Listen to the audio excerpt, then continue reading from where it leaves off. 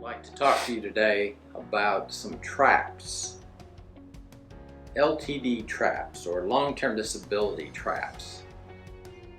Many people have long-term disability benefits through their workplace, and it's a great benefit if it actually insures what you think it insures.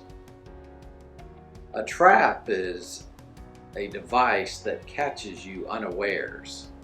And if you become disabled as a result of sickness or some injury, you don't want to be caught unawares as to what you actually have insured. You see, long-term disability policies or plans can be drafted in many different ways.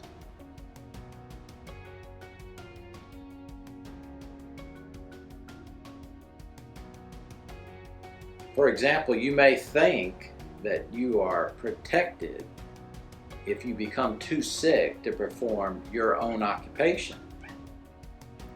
Okay, for how long?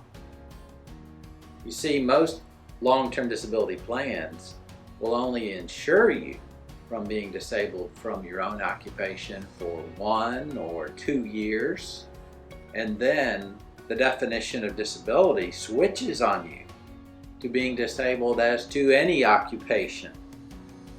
That's not a surprise you want to learn about after you become disabled. You need to know about that now so you can urge your employer to make a change, or so that you can obtain other disability insurance.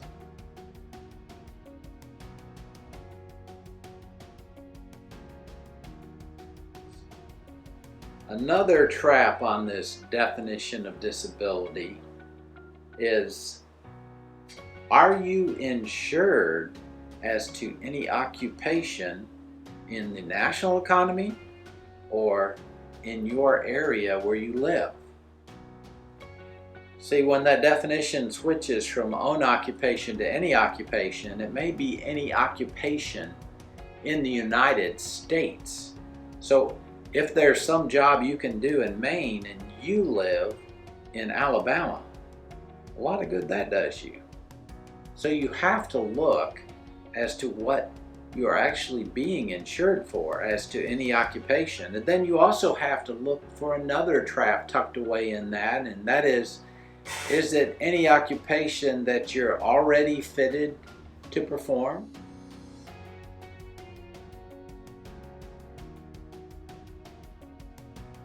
Or is it any occupation you possibly could be fitted to perform? For example, if you're a carpenter and you're disabled from doing carpentry work, but the insurance company thinks you could be retrained to do pipe fitting. Okay, and so how long are you going to need to go to a trade school to learn that? And are they going to pay your benefit while you do that? And where is that job going to be located? There can be a lot of traps tucked away in there.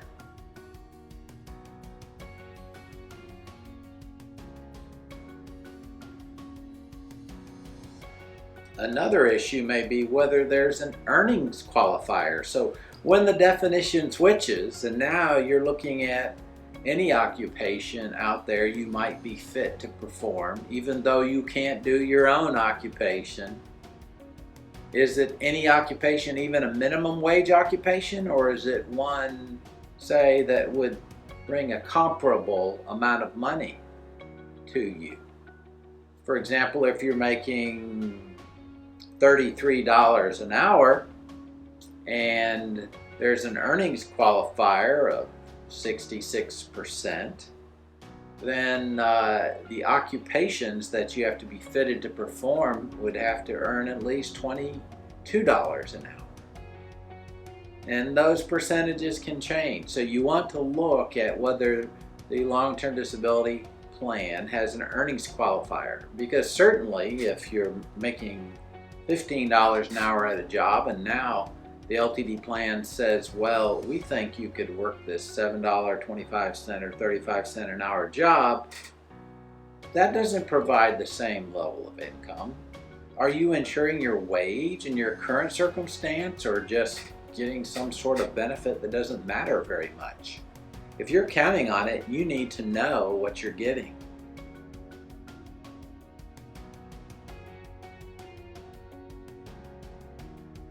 Another trap is whether you're insured against an occupation at all. It may be you're just insured as to whether you can perform your activities of daily living.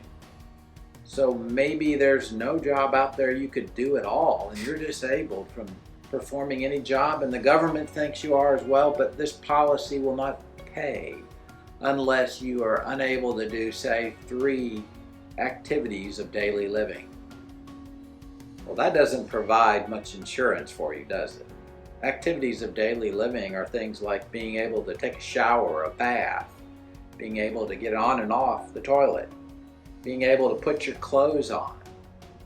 My goodness, many people who are disabled are still able to take care of many of those things, but that doesn't mean they're fit to work a job. So are you insuring anything really? Then some plans, and some notable ones, only insure if you're disabled and you can't work a part-time job about 20 or 25 hours a week. So you think you're insured for your full-time occupation, or at least some full-time occupation out there, but you find out, no, I have to show not only can I not work a job full-time, but I can't work a job even 20 or 25 hours a week, or some amount that the plan sets. Those are all traps. You can find yourself in a very difficult situation with these traps if you don't look at your policy now. Go to your HR department. Find out what your long-term disability benefit plan says.